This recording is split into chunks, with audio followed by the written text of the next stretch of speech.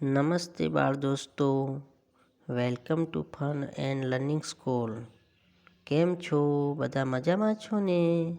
ચાલો આજે આપણે ધોરણ 5 વિષય ગુજરાતીમાં પાઠ 14 ઉડે રે ગુલાલ એમાં આપણે પાઠ્યપુસ્તકમાં ભણી ગયા છીએ.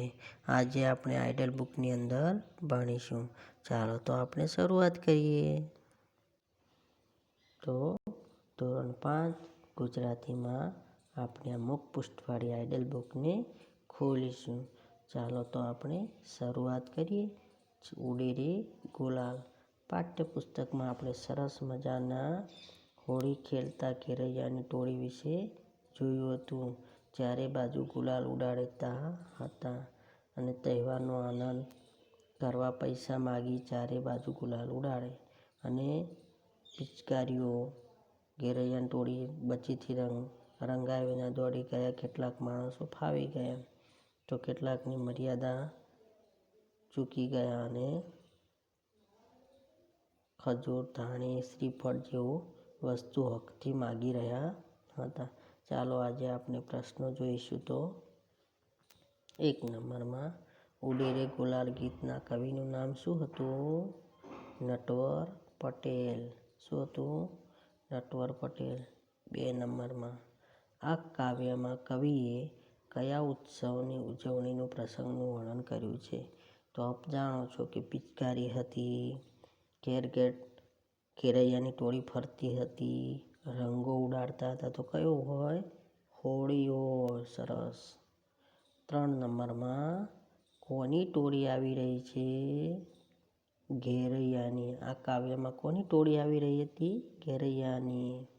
4 નંબરમાં જોઈએ.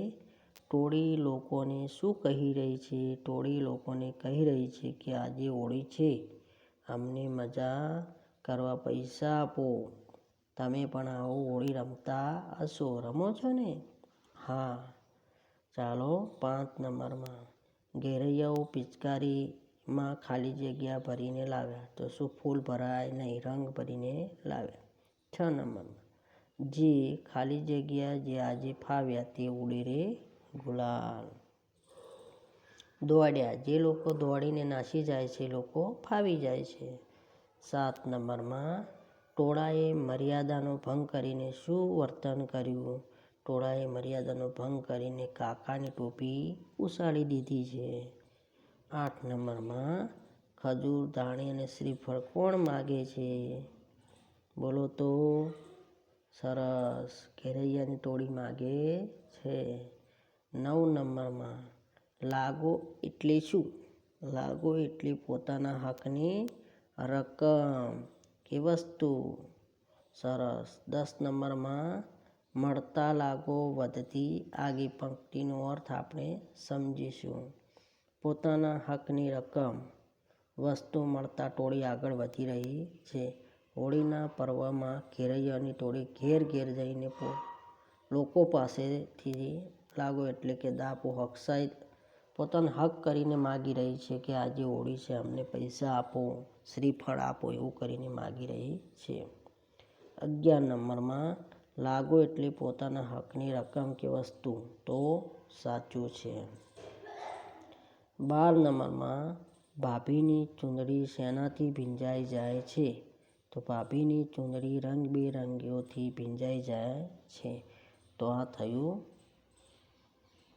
ચાલો 13 નંબરનો પ્રશ્ન જોઈશું. 13 નંબરમાં કાકાની રંગી ખાલી જગ્યા તોતલડી ઉડે રે ગુલાલ. જો અહીંયા તોતલડી આવશે, ટોપલડી નહીં આવે. 14 નંબરમાં નખરા છોડીને કવિ શું કરવાનું કહે છે? તો નખરા છોડીને સૌ ભેગા થઈ આનંદ માણો એમ કવિ કહે છે.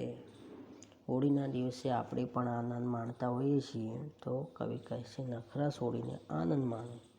15 નંબર ઉડે રે ગુલાલ કયા તહેવારની ઉજવણીની કવિતા છે? સરસ. હોળી ધૂળેટી. 16 નંબરમાં આપણે કાવ્ય પંક્તિ આપી છે, તેને પૂર્ણ કરીશું. ઘેરૈયાની આવી ટોળી ઉડે રે ગુલાલ. ચાલો પૈસો આજે હોળી ઉડે રે ગુલાલ. આલો પૈસો, શું કહે છે? અમને પૈસા આપો. રંગ ભરી પિચકારી લાવ્યા રે, ઉડે રે ગુલાલ. જે દોડ્યા તે ફાવ્યા, ઉડે રે ગુલાલ. આપણે કાવ્ય પંક્તિ કવિતાને પૂર્ણ કરી. હવે 17મો પ્રશ્ન જોઈશું. નીચેની કાવ્ય પંક્તિનો ભાવાર્થ સમજાવો. રંગે હોળી સૌને સરખા, ઉડે રે ગુલાલ. માણો આનંદ છોડી નખરા, ઉડે રે ગુલાલ. આ પંક્તિને આપણે સમજી ગયા છે. ચાલો ફરીથી સમજીએ. હોળી સૌને સરખી રીતે રંગે છે. સૌ નખરા છોડીને આનંદ માણો, આજ ગુલાલ ઉડે રે. આમ પંક્તિનો ભાવાર્થ કવિ હોળીની મજા માણવાની વાત કરે છે કે નખરા છોડી અને બધા જ સાથે મળીને હોળી ઉજવવાની વાત કરે છે. 2 નંબરમાં કાકાની ઉષાળી ટોપી, ઉડે રે ગુલાલ. ટોળાએ મરજાદા લોપી, ઉડે રે ગુલાલ. ખજૂર ધાણી શ્રીફળ માગે, ઉડે રે ગુલાલ. મળતા લાગો વધતી આગે, ઉડે રે ગુલાલ. તો આનો અર્થ આપણે સમજીશું. તાનમાં આવીને ઘેરૈયા અને ટોળીઓ કાકાની ટોપી ઉછાળી દીધી છે, એટલે કે મર્યાદા મૂકી દીધી છે.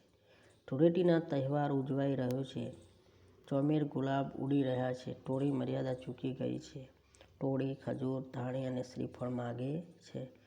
અને લાગો એટલે કે દાપો અક્ષાય પોતાના હકથી આજે કે હોળી છે અને અમે ઘેરૈયાઓ છીએ એટલે અમને આપો, મોજ મજા કરવા માટે આપો, એવી વાત કરે છે.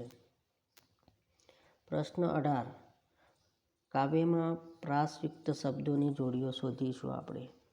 ટોળી તો હોળી, લાવ્યા તો ફાવ્યા અને ટોપી તો લોપી, માગે તો આગે અને ચુંદલડી તો ધોતલડી અને સરખા તો નખરા. તો આ શું થયું?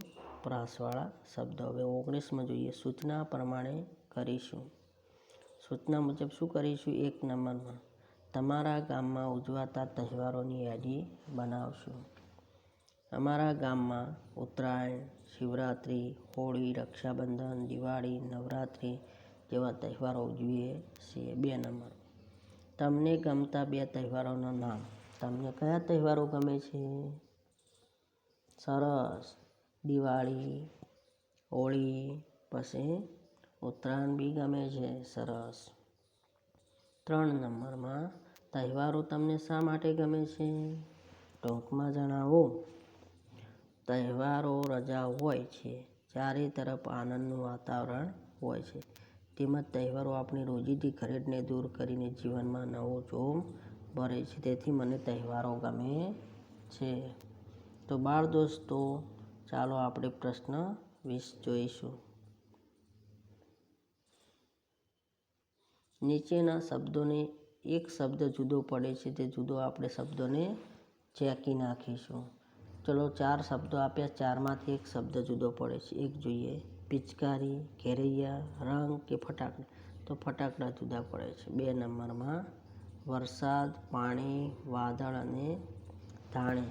કેમ અલગ પડે છે? તમે જોઈ શકો છો કે વરસાદ, પાણી અને વાદળ એક છે, ત્યારે ધાણી અલગ પડે છે. 3 નંબરમાં ઘર, સાબુ, દરવાજો અને દિવાલ. તેમાંથી સાબુ અલગ પડે છે.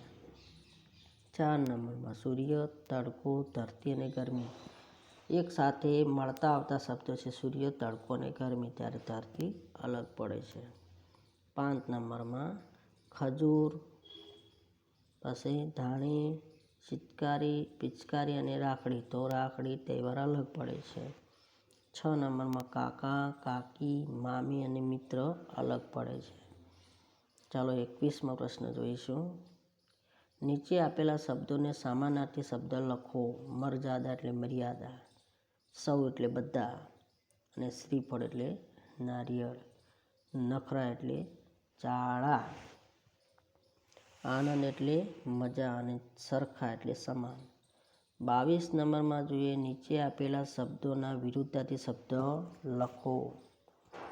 રંગ ભરી એટલે રંગ વિહોણી. 2 નંબર. આનંદ એટલે શોખ, આજે એટલે કાલે અને ભાઈ એટલે બહેન, વધતી એટલે ઘટતી અને આપવું એટલે લેવું.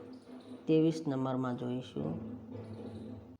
નીચે આપેલા શબ્દોની જોડને સુધારીને ફરીથી લખો. ઘેરૈયા, ચુંદડી, પિચકારી, ગુલાલ, શ્રીફળ અને ભાભી. આપણે સાચી જોડણી લખેલી છે, તમે જોઈને યાદ રાખી શકો છો. 24 નંબરમાં જોઈએ. નીચે આપેલા શબ્દ સમૂહ માટે એક શબ્દ આપો. તો હોળી ખેલનારને શું કહેવાય? ઘેરૈયા. પોતાના હકની રકમ તો લાગો. 3 નંબરમાં ભાઈની પત્નીને શું કહેવાય? ભાભી. શેકવાથી ફૂટેલા અનાજના દાણાને પાણી કહેવાય. શું કહેવાય? ધાણી. સોરી, આપણે ધાણી કહીશું, પાણીની ધાણી. બાળ દોસ્તો, અહીંયા આપણે નીચેના શબ્દકોશના ક્રમમાં ગોઠવીશું. પિચકારી, ચુંદડી, ખજૂર, ઉસાળું, ધાણી અને ઘેરૈયા. તો ઉસાળું, ખજૂર, ઘેરૈયા, ચુંદડી, પાણી અને પિચકારી આપણે ગોઠવેલું છે. ત્યાર પછી આપણે એક નિબંધ આપ્યું છે. 10-12 વાક્યોમાં આપણે નિબંધ લખીશું. મારો પ્રિય તહેવાર. તો હું મારો પ્રિય તહેવાર અહીંયા લખેલો છે. તમે તમારો પ્રિય તહેવાર લખી શકો છો. જો અહીંયા પ્રિય તહેવાર, આપણે ઘરની સફાઈ કરીએ, દિવાલો, બારી બારણા. દિવાળીમાં મુખ્ય 5 દિવસ હોય છે. તો બાળ દોસ્તો, અહીંયા આપણે સરસ મજાનો અહીંયા દિવાળીના તહેવાર વિશે લખેલું છે.